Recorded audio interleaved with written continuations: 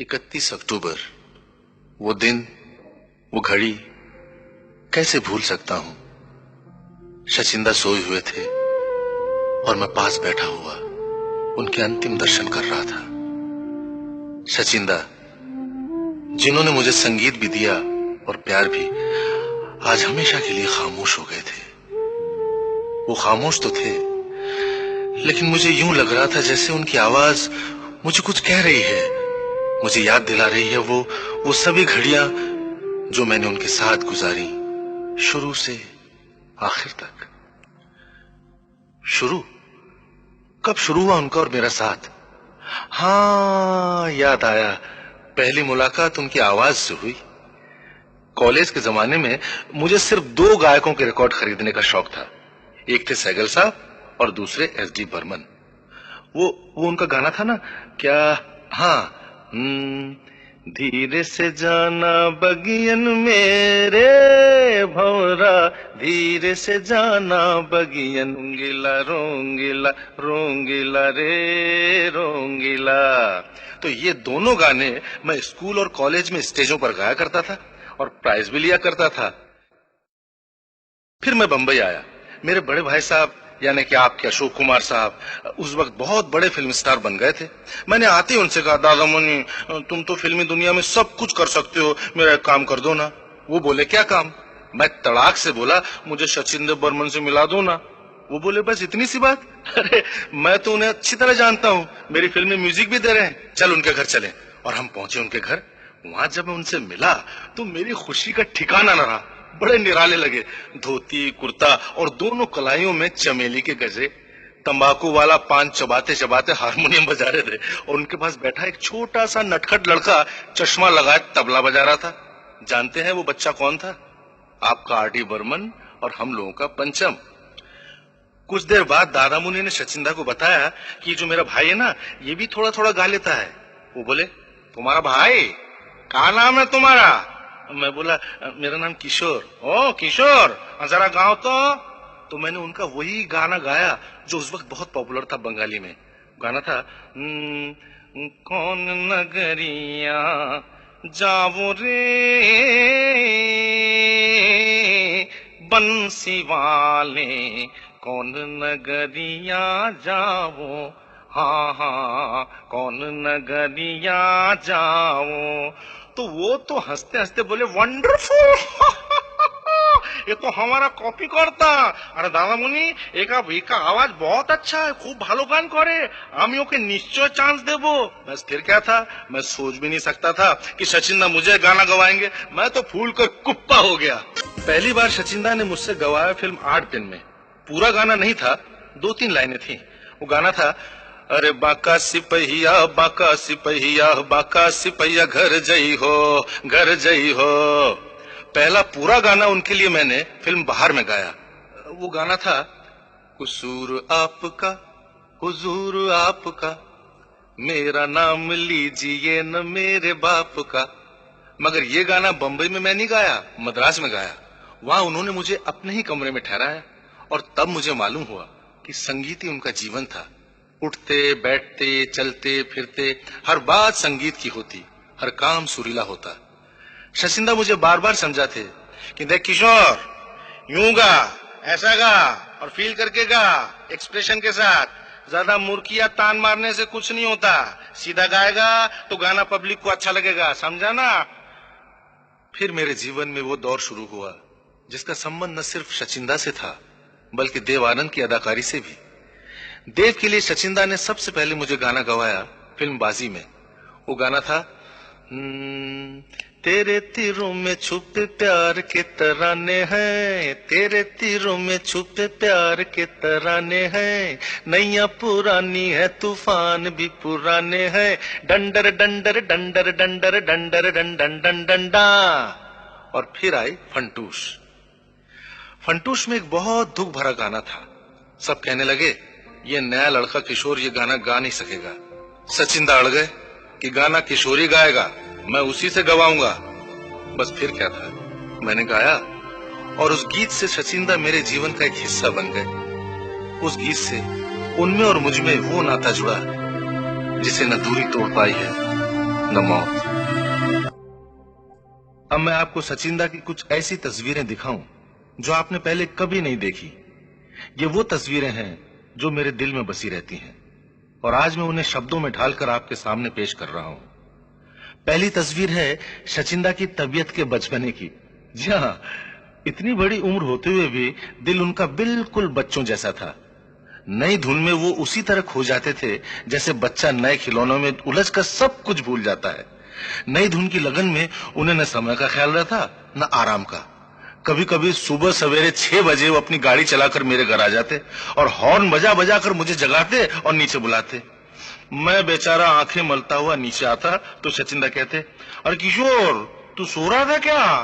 कोई बात नहीं रे, जरा सुन ये ट्यून कैसा बना है। कभी कभी रात के 11 बजे ये कह के उनका फोन आ जाता कि ए किशोर, तू सो रहा है क्या? Oh I am really very sorry. मैं कहता, सचिंदा इतनी रात का आप टेलीफोन कर रहे हैं, कोई गड़बड़ तो नहीं हुई? दादा कहते, अरे नहीं रे, गड़बड़ काहे की, जरा सुन ट्यून कैसा बना है। बस फिर वो फोन पर ही गाना शुरू कर देते और मुझसे कहते, चल तू भी गा मेरे साथ। हाँ, कोरा कागज था ये मन मेरा, लिख लिया नाम उस पे तेरा। बोल बोल जरा। अब मैं बोलता, कोरा कागज था ये मन मेरा। अरे अरे अरे स्टूपिड, ऐसा क्यों गाता है? ठीक से गाना। सचिंदा, अभी बजे हैं रात के 11, बड़ी जोर से नींद ने है मुझे मारा। अच्छा अच्छा अच्छा, सो जा, कल सवेरे रिहर्सल के वास्ते घर पे आ जाना, ठीक? हाँ ठीक। अगली तस्वीर सचिंदा के काम करने के ढंग के बारे में है। जब मैं एक्टिंग और गाने में काफी बिजी हो गया और सचिंदा के लिए मुझे पकड़ना कुछ मुश्किल सा होने लगा तो एक दिन उन्होंने मुझे फोन करके कहा, किशोर किशोर। मैंने कहा, बोलो सचिंदा। तू अब मेरे को प्यार नहीं करता, मेरे को बिल्कुल प्यार नहीं करता। मैंने कहा, नहीं सचिंदा, ये आप क्या कह रहे हैं? तो बोले, अच्छा अगर तू मुझे प्यार करता है तो आज दोपहर को मेरे घर आएगा? घबरा नहीं, मैं तेरे को रिहर्सल नहीं करवाऊंगा। मैंने कहा, तो फिर क्यों बुला रहे हैं? सिर्फ खाना खिलाऊंगा। खाना? मैं तो हैरत में पड़ गया। मैं पहुंचा, सचिंदा ने एक के बाद एक स्वादिष्ट खाने मंगवाने शुरू किए और बोले, ये खा, अरे वो खा, अरे वो मिठाई खाना, ये ले रसगुल्ला खा। आखिर में रसगुल्ला खाकर मैंने कहा, वाह दादा, वाह सचिंदा, मजा आ गया, मजा आ गया। क्या खाना खिलाया आपने? अच्छा अब मैं चलता हूं, आराम करूंगा। तो उन्होंने मुझे पकड़ लिया और चिल्लाकर अपने नौकर से कहा, ए दरवाजा तो बाहर से बंद कर दे। हाँ अब बोल किशोर, तू जाएगा कैसे? अब तेरे को रिहर्सल करनी ही पड़ेगी। क्या समझा, मुफ्त में खाना नहीं खिलाया मैंने। हाँ, अब बोल। एक आदत उनकी ये भी थी कि कई बार वो जो बात कहते उसका बिल्कुल उल्टा एक्सप्रेशन उनके चेहरे पर होता। मुझे याद है एक बार मुनीम जी का गाना रिकॉर्ड हो रहा था। फाइनल रिहर्सल हुआ तो सचिंदा गुस्से से उठकर खड़े हो गए और चिल्लाए, स्टॉप दिस रिहर्सल, बंद करो। और उठकर मेरी तरफ लपके।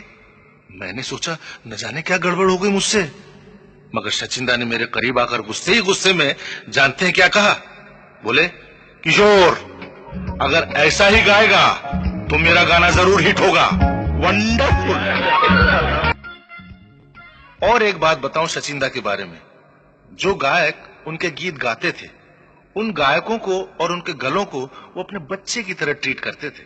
गाना टेक करते हुए अगर किसी गायक को कोई सुर मुश्किल लगता तो सचिंदा उसको फौरन आसान कर देते। मैं चूंकि उछल कूद की एक्टिंग ज्यादा करता था, मेरी आवाज की उन्हें ज्यादा फिक्र लगी रहती थी। कई बार मुझे फोन करके कहते, हेलो किशोर। मैं कहता, हाँ दादा बोलो।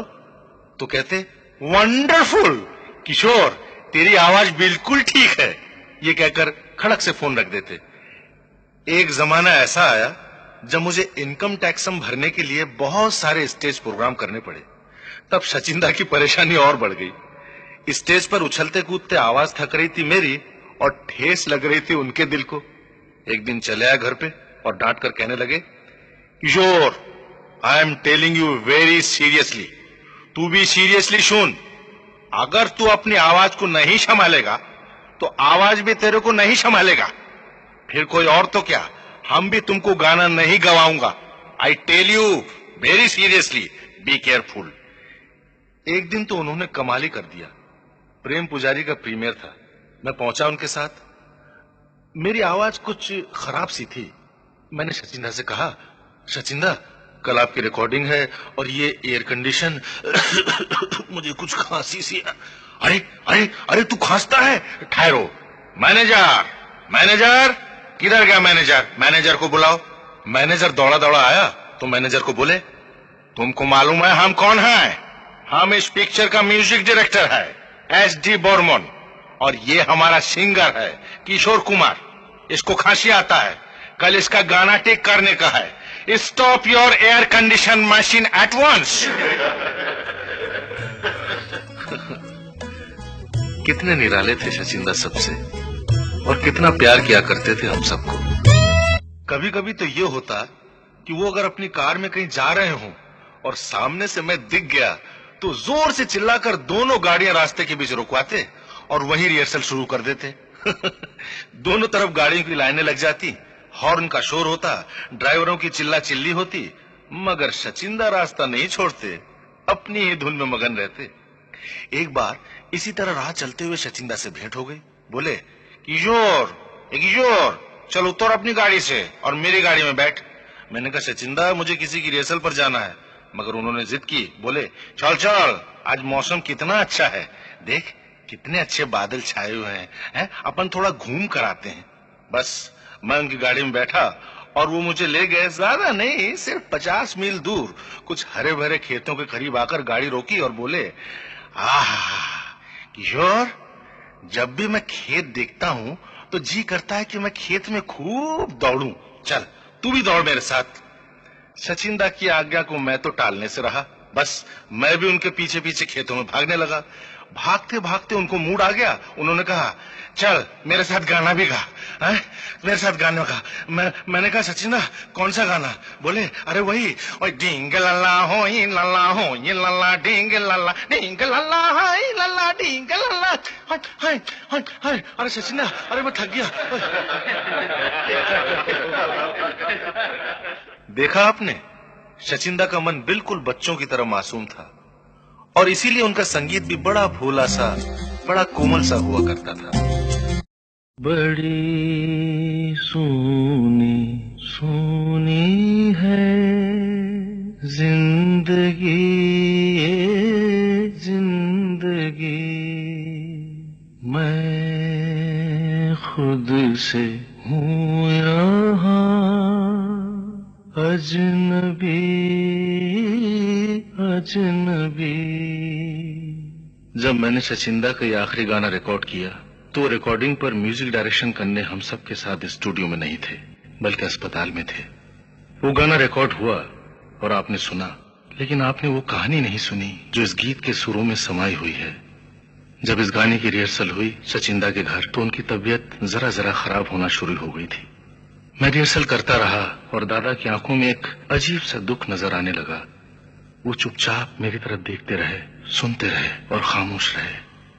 मैं रिहर्सल खत्म करके उनके मकान से चल पड़ा। बाद में खबर मिली कि मेरे जाने के कोई 25 मिनट बाद सचिंदा को दौरा पड़ा और वो गिर पड़े। उन्हें बिस्तर पर लिटाया गया। डॉक्टर आए और बोले, इन्हें फौरन हॉस्पिटल ले जाना चाहिए। लेकिन सचिंदा अड़ गए, बोले, नहीं मैं हॉस्पिटल नहीं जाऊंगा। किशोर ये गाना कल रिकॉर्ड करने वाला है, जब रिकॉर्डिंग हो जाए तब तुम लोग मुझे जहां ले जाना चाहो ले जा सकते हो। सब परेशान हो गए। पंचम दौड़ा दौड़ा मेरे पास आया, बोला, किशोरदा आप ही चलकर पिताजी को समझाइए ना, रिकॉर्डिंग बाद में भी हो सकती है, कुछ तरकीब निकालिए जिससे कि पिताजी फौरन अस्पताल जाने के लिए तैयार हो जाएं। मैं फौरन पंचम के साथ सचिंदा के घर चल पड़ा। अपनी आवाज मैंने जानबूझकर खराब बनाई और उसी बैठी हुई आवाज में मैंने सचिंदा से कहा, दादा आप ही देखिए मेरी आवाज कितनी खराब है, ये रिकॉर्डिंग कुछ दिनों के लिए टाल दीजिए ना और हॉस्पिटल चले जाइए। इधर मेरी आवाज ठीक हो जाएगी, उधर आप हॉस्पिटल से लौट आएंगे और रिकॉर्डिंग हो जाएगी। सचिंदा बोले, देख किशोर गाना अच्छा होना चाहिए रे, तेरी आवाज ठीक हो जाए तभी रिकॉर्डिंग करना, और अगर मैं रिकॉर्डिंग पर ना आ सका तो भी सोचना कि मैं तेरे सामने खड़ा हूँ और वैसे ही गाना जैसा मैं चाहता हूँ। सचिंदा हॉस्पिटल गए और जैसा कि उन्हें भी शक था रिकॉर्डिंग के समय वो आ न सके। वो तो नहीं थे, मगर उनका ख्याल दिल में था और लग रहा था जैसे जैसे वो खुद सामने खड़े हों और कह रहे हों, देख किशोर, गाना अच्छा होना चाहिए। हाँ, गाना रिकॉर्ड हुआ। गाने का टेप पंचम हॉस्पिटल ले गया और वहीं सचिंदा को सुनाया। सुनकर सचिंदा की आंखों से आंसू बह पड़े और वो चुपके से बोले, पंचम, मुझे मालूम था किशोर ऐसा ही गाएगा। पिछड़ गए सचिंदा, मगर ऐसा लगता है कि वो यहीं कहीं पास कोने में छुपे खड़े हैं और बस अभी सामने आएंगे, मुस्कुराएंगे और कहेंगे, किशोर देख मैंने कैसी ट्यून बनाई है। पर नहीं, ये सिर्फ मेरा भ्रम है। सचिंदा अब कभी नहीं आएंगे। उनकी यादें, उनका संगीत तो हमेशा रहेगा, मगर उनसा प्यार कौन देगा मुझे।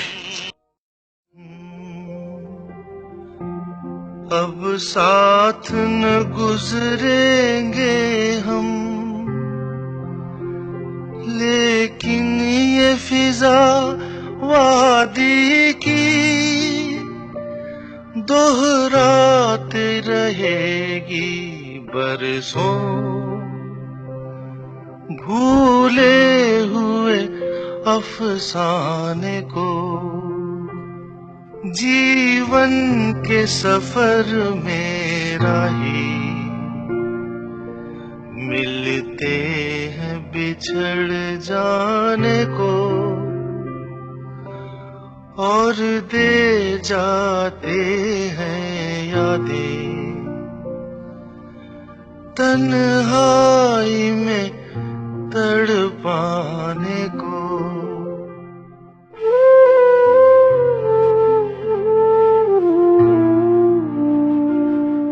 सचिंदा न सिर्फ संगीत का एक युग थे, बल्कि हमारे जीवन का भी एक युग थे।